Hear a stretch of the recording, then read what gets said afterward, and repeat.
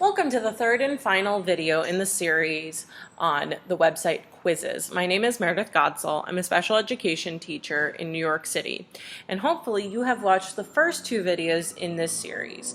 If you have not, go back and watch them because they will help you log in and create review games for your students. Today we will be talking about data collection through Quizzizz.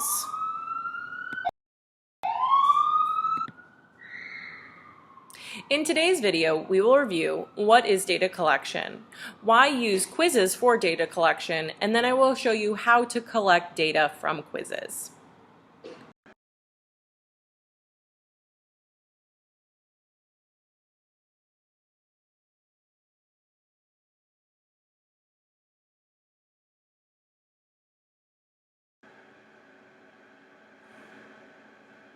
Data collection is incredibly important when we are going through and planning and reviewing lessons. So, it's really helpful to go through and use Quizzizz for data collection. It's a fun and engaging activity for students, plus it gives you a really helpful breakdown of all the information that you need to help push your students forward. So first of all, it breaks it down by question, which is really helpful. So you're able to see on an individual level as well as a class level how students did with individual questions.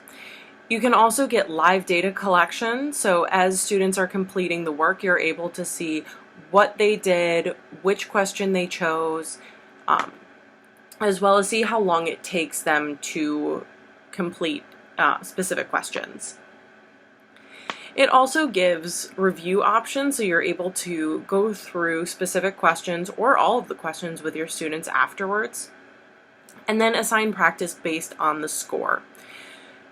It also will give you some really nice trends, like the toughest question, it'll show overall class accuracy, and it will both break it down by the question, but as well by student. So you're able to really dive in deep and see where your students are mastering and where they still need improvement. I'm going to take you through all the different parts of data collection on Quizzizz. So here I have some of the data from the short quiz that I put together. And so we can sort by accuracy, but as you can see, I have it sorted by question. And so I'm able to see the average time taken and how many were correct and how many were incorrect. So I'm able to see that. I'm able to also see an overview, and so we can see that.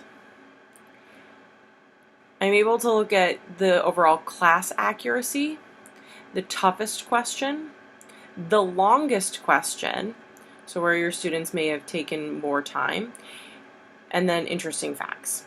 So I find this really helpful, especially for like the longest question and the timing, which I think is really helpful.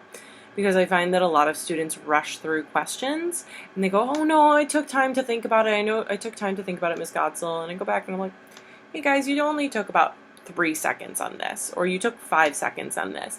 And this is a question that needs to be broken down and we need to take some more time for it. You know, you're actually given 30 seconds for this question, or you're given 2 minutes for this question. So make sure that you take that time.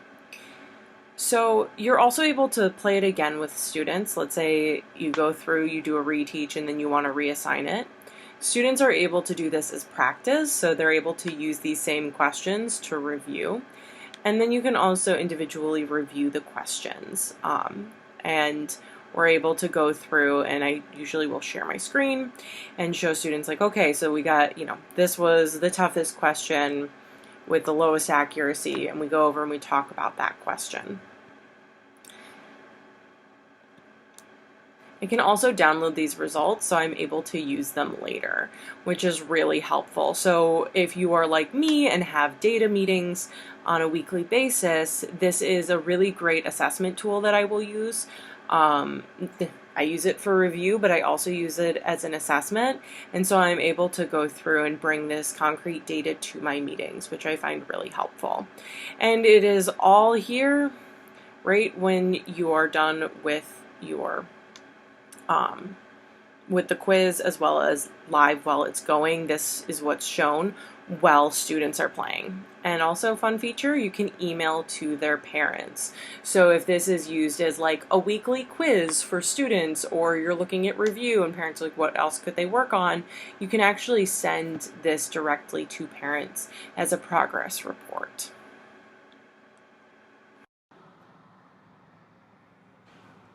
To wrap up, today we reviewed what is data collection, why use Quizzizz for data collection, and then I showed you how to collect data from Quizzizz. I hope this was helpful. Thank you very much.